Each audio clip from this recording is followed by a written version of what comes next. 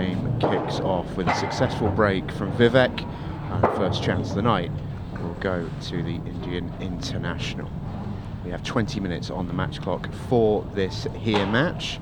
Races to 4 or 0 on the clock, whichever comes first. If the clock does strike 0, we'll take the result as it is then, which means, of course, we can have draws on our Monday night. 4 players here this evening. 1 will qualify through to the last 16.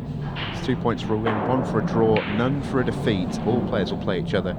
6 matches total this evening.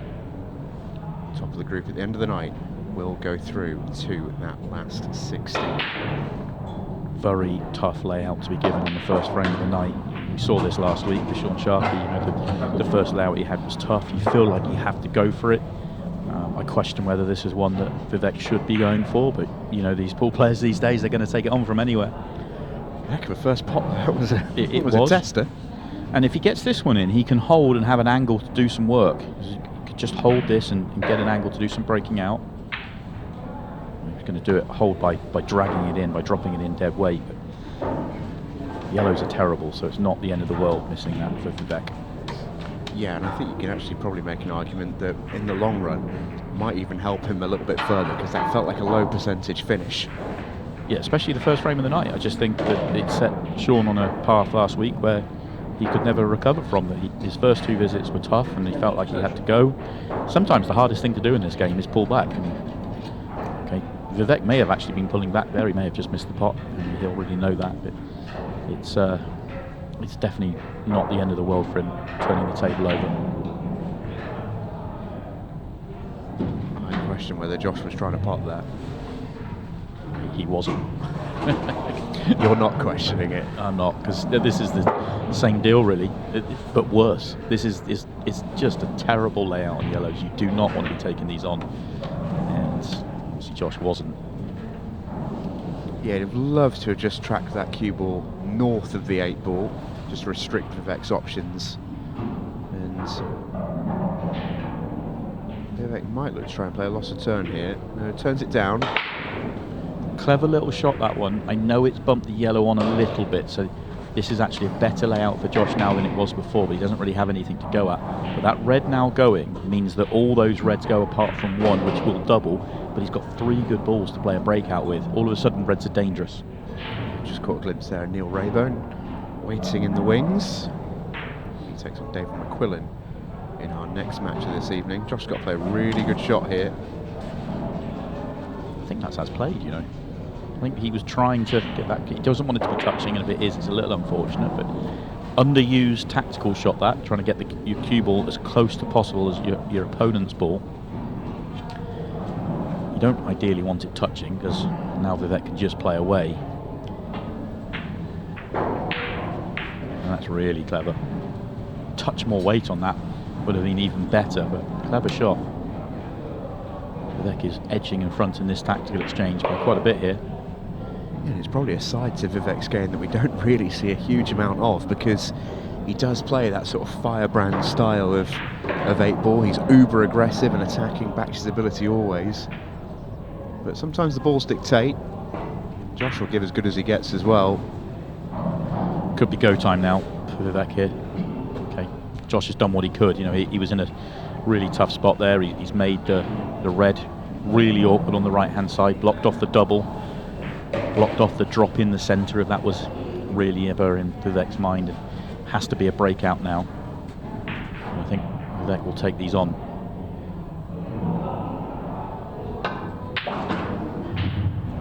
He's trying to play the breakout off that ball, wanted the gap, gets the gap, then he's on, balls down the table, and he hopes to pop one on.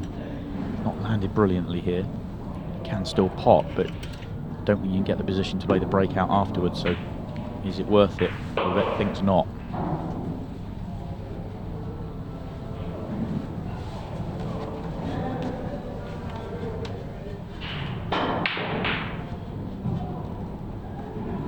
Taking a red off the table just levels things up a little bit.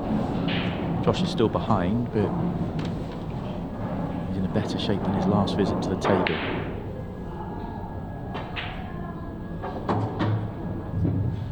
This is bold.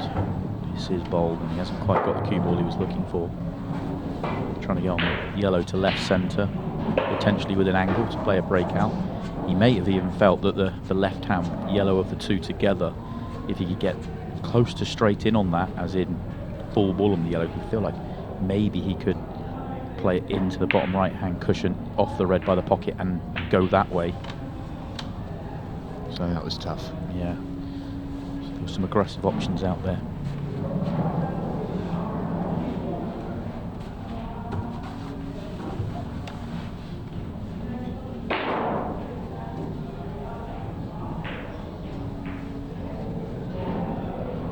Vivek can pop this one over the pocket, but do you really want to?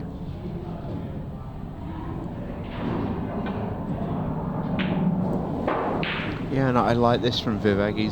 It does take that little bit of, it takes in its own way a real confidence to sort of turn down an opportunity like that. You back yourself to come to the table when the time is right.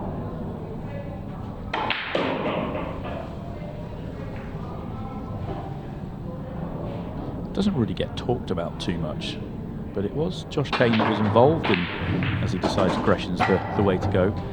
Josh was involved in the longest ever frame with Ultimate Pool, certainly televised frame. Of course, there was that crazy frame in the British Open that lasted about 90 minutes. I am so grateful that wasn't televised, yeah. I must say. Yeah, but in terms of televised, which is non-televised matches means non-timed, but televised matches being time matches, it was a 22.5 minute frame against the buzzer, Brian Halcrow. We talk about Brian being involved in that. We never really talk about the fact that Josh was the other part of that. I think it's safe to say that there was one man absolutely trying to play offense though in that frame, and it was Josh Kane. Yeah, if you haven't seen it, Josh went for a finish, didn't get it, and it took Brian 21 minutes to try and counter, which was absolutely fine because he did get it and he won the match off the back of it as well. So all credit to it. Sean Sharkey and Callum Singleton, Sean Story rather, and Callum Singleton be looking at that like child's play. I think their recent frame at the British Open that Simon was alluding to, I think it wasn't officially timed, but it was around about the hour and 45 mark. Yeah, it was over 90 minutes was what I got told. That was an excellent shot from Vivek, and it was time to go. Now he's got a time to make sure, because the finish is all there in front of him. You just got to make sure and put these away, and it'll be job done.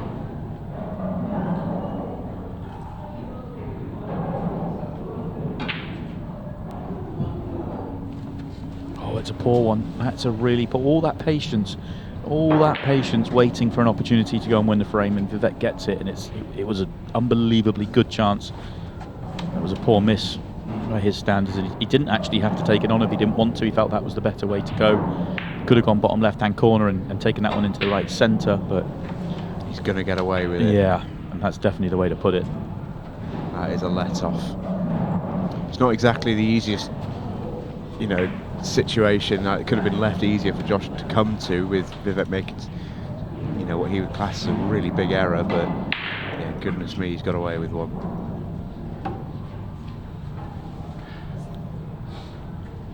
We go up the table first.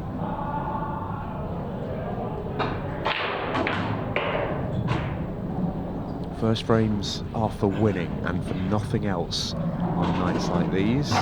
They make such a difference to your overall feeling around the table. I was interested to see whether Vivek would play down the table off that one, as in not come down, but just try and leave straight into the one bottom right-hand corner, leaving this one top left as the last ball. The only reason I say that is that was a good connector to the 8 ball that could have become useful if he doesn't get the angle he wants here, but he's almost certain to get the angle he needs to drift up the table. Well, I say almost. I bet he wishes he had one over the top left-hand corner now. Yeah, that's a careless one. If you stop the cue ball dead, and obviously he had a touch of angle, so he's going to use the cushion to get there, he's fine. He's just needed to leave that high angle just to be able to drift up straight up the middle of the table. But this is exactly why I was saying, is it worth keeping the red over the top left-hand corner pocket, because then you have a connector. Yeah, anywhere on the north side of the table, this 8 ball is unmissable, but this is not exactly what you'd call an unmissable 8 ball, is it? This is probably about as tough as it gets on a table this size.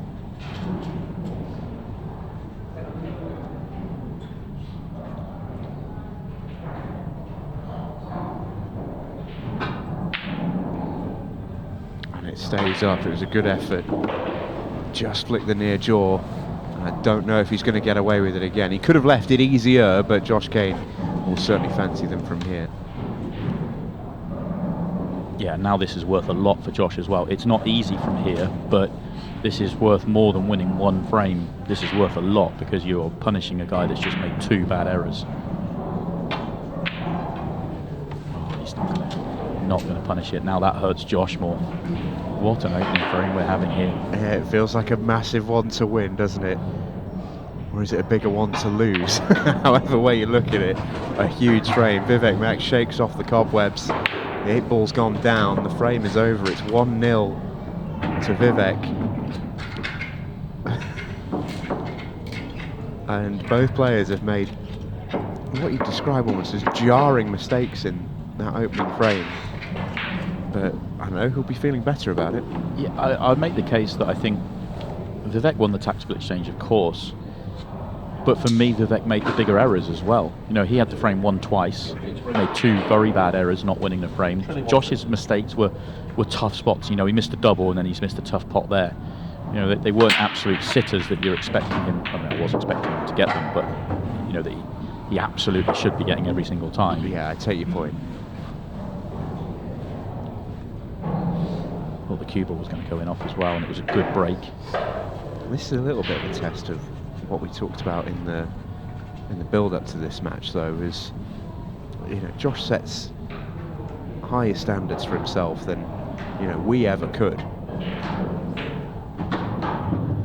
So how's his powers of recovery? Because we might be able to say, you know, his mistakes weren't as big as Vivek's, and you know, the 2 tough shots that he missed. I can tell you, Josh won't be thinking that. He will feel they're 2 shots that he absolutely should have got. So this is a bit of a test, isn't it, for those mental faculties? How quickly can you get over them? How quickly can you put them out of your mind? Agree completely. This is exactly the sort of situation we're talking about. You know, in his own mind, he'll be very down on the way he played that opening frame and the mistakes he made, whereas actually in reality, you know, he missed a couple of tricky chances, and yeah, well within his range, but so's this finish. That's excellent. And too often we've seen a lot of matches from Josh where he builds and feeds off success, and he goes the other way off the other side of the game, whereas I'd love to see him play with a, you know, a little bit more of an attitude that, okay, opening frame's gone against me. It was on a Vivek break as well, so, you know, that happens, let's move on, next frame. A few players on the tour that do it so well, that could really help him.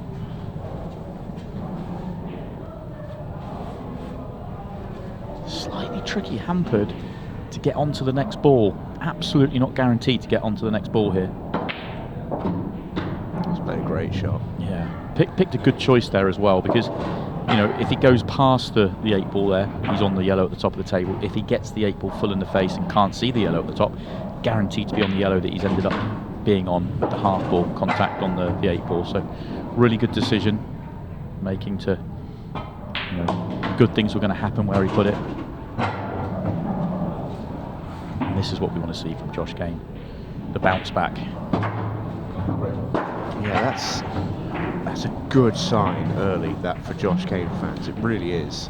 I've seen an awful lot of Josh over the last, 4 years basically with Ultimate Pool. He's been an ever-present right from the get-go.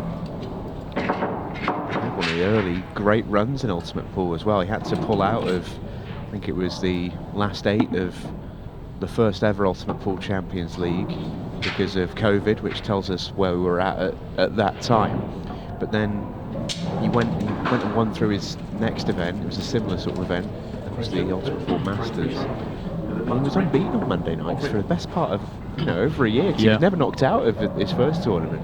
He had a real sort of good winning streak on them. I was trying to think, he was in one of the very early shows, if not the first ever show. I think he was in the very, very first ever Ultimate Pool show, yeah. The OGs. The killer. Yeah, this is a poor one from Vivek. Gets it all wrong.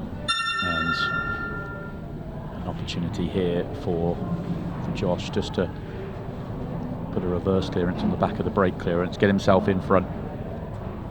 That noise you just heard is the warning sound.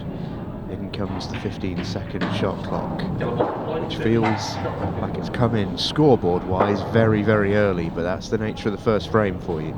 Yeah, the first frame lasts 12 minutes, it's going to come in quick. You saw Josh immediately looking to see whether he'd done the work, because there was only one bad ball on the table. It looked like he hadn't quite nudged it far enough, but the reaction looked like a good one. He had a quick glance. I think it goes to top left.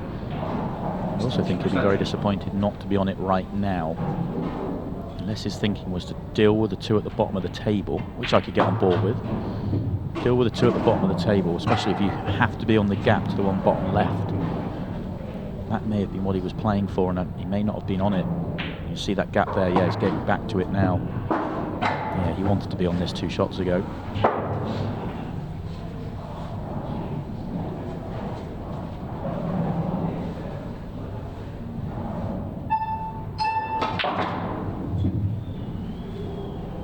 That's nice. Run this around the 2 cushions and straight down the line towards the last yellow, which gets you perfect access to the 8 ball. Looks like he might screw across the table. Yeah, he's screwing across.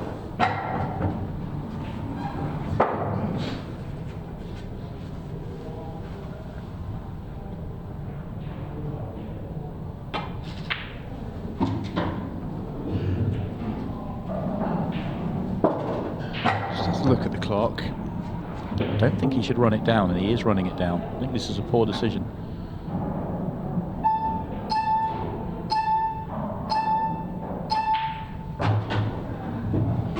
For me, it's a poor decision. Okay, it's an excellent reverse clearance on the back of the break clearance, so let's start with the very, very, very good stuff. But, you know, okay, he's wasted 10 seconds there, but that could be 10 seconds that he wants. If that was for a 2-frame advantage, 100% agree, do it every single time. But for a 1-frame advantage, break dry in the next.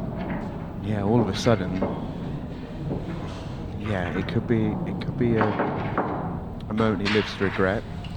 It's one of those things. It's so difficult, I think, in the moment to make that call. I always think, let's go for safety. If you're just going ahead, just pop the ball. We'll worry about it later. It's the difference between going 1 and 2 frames in front, though, for me. And I say, the reason we're talking about it, if he breaks dry here, Vivek makes the clearance and leaves a minute on the clock. That might be 10 seconds he wants if he gets a chance off Vivek's breaking. Wouldn't you know, he has broken dry. Well, no, he hasn't. No, he's made a ball. Excuse me. It's not exactly an easy finish, though. But that's okay for Josh as well. Now you play the tactical frame. He was desperate for a ball and got one. It was the most important thing. Yeah, now that he's made a ball and he's got a messy table, losing that 10 seconds isn't necessarily the worst thing, because it helps with him running the clock down. He's not playing the shot I thought he would. I thought he'd clip off the red, leave the cue ball on the left-hand cushion, and basically leave that red-yellow and red all nice and close together. Looks like Josh is taking these on, and can he run the clock down enough? We have 2 minutes, 3 more in the open, 4 more in the open. That's going to be a minute. So if he doesn't get out here, he might leave 30 to 40 seconds for Vivek. Which would be all Vivek needs. Some pressure clearance, this. Agreed. I feel like he has to get the clearance, or not necessarily get the clearance, but get the yellow out to be able to play the extra shot. And he has got the angle to do just that with control.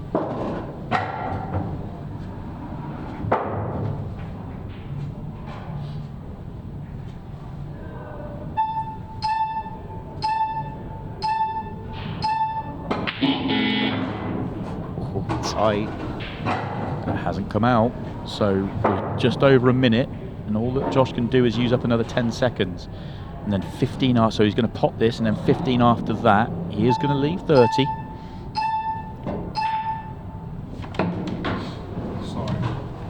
Vivek looks pretty relaxed in his chair. Might almost be in a a starting position here on a sprint line. He doesn't look ready to get up there and run around the table, but he is going to get 30 seconds. Right, Vivek, what have you got for us? 33 seconds for Makh on the attack to save this match. Yeah, and he's got a great chance to do it. This goes in, it's definitely on. Oh, no. It was almost worth taking that extra 1 second, 2 seconds just to steady himself on that one. He probably had more time than he realised, and of course, it's so easy to say that sitting right here. But that was a tough shot, and if he just takes that extra second, I think he probably makes it. But hey-ho, we'll never know. Josh Kane gets the job done. Pretty mixy first match for the killer, but he gets the win, and that is all that matters between these two very, very good players. A winning start for Killer Kane in the Champions League.